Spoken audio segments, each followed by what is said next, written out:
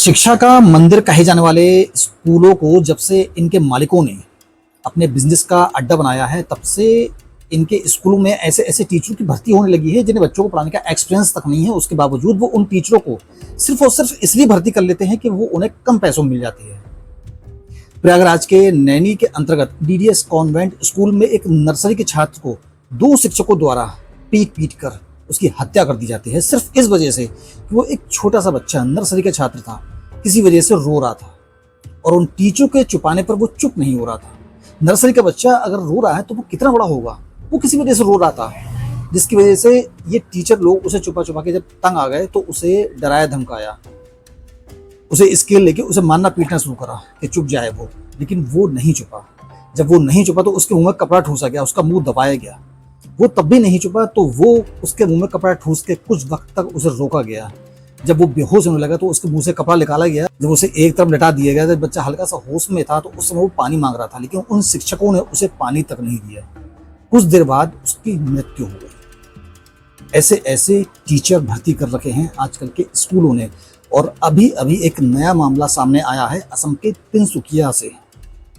असम के तिनसुकिया अंतर्गत ढोला के एक स्कूल के टीचर ने एक छात्र को, करीब 14 साल के छात्र को, 14 साल की लड़की को जो उस स्कूल में पढ़ती थी, उसे छेड़खानी शुरू कर दी। उसे आए दिन वो छेड़ता था।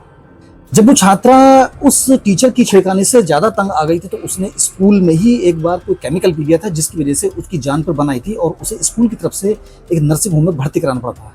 लेकिन वो नर्सिंग होम में उसे कुछ नहीं हुआ और डॉक्टर ने उसे बचा लिया था। लेकिन अब कहीं आके उस छात्रा ने आत्महत्या कर ली।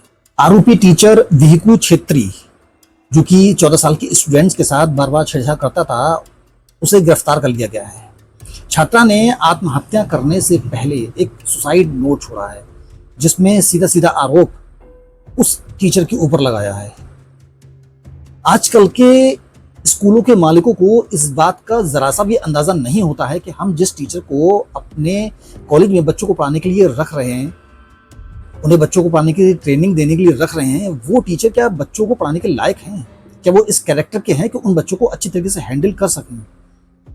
इस बात का कोई भी ख्याल नहीं रखता। खास तौर से मैनेजिंग डायरेक्टर, किसी भी स्कूल के मैनेजिंग डायरेक्टर इस बात का कभी भी कोई ख्याल नहीं रखते कि ये टीचर्स जो हमने बच्चों को पढ़ाने के लिए भर्ती करे हैं, क्या ये बच्चों को सही तरीके से हैंडल कर पाएंगे? क्या ये बच्चों को सही तरीके से पढ़ा पाएंगे?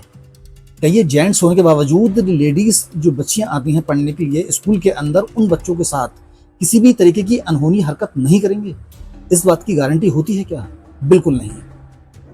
मैनेजिंग डायरेक्टर्स या स्कूल की मैनेजिंग कमेटी को सिर्फ इस बात से मतलब होता है कि वो हमें सस्ते में टीचर्स मिल गए हैं और ये बच्चों को पढ़ा लेंगे, क्योंकि अच्छे टीचर्स या अच्छे शिक्षक कभी भी सस्ते में नहीं मिलते और ये लोग सिर्फ सस्ते टीचर्स देखना चाहते हैं। और इसी वजह से आए दिन किसी कॉन्वेंट स्कूल में, किसी प्राइवेट स्कूल में, किसी सरकारी स्कूल में ये घटना देखने को मिल जाती है। कहीं कोई लड़की आत्महत्या कर लेती है, कहीं किसी बच्चे को टीचर्स द्वारा जबरदस्ती पीट पीट कर मार दिया जाता है।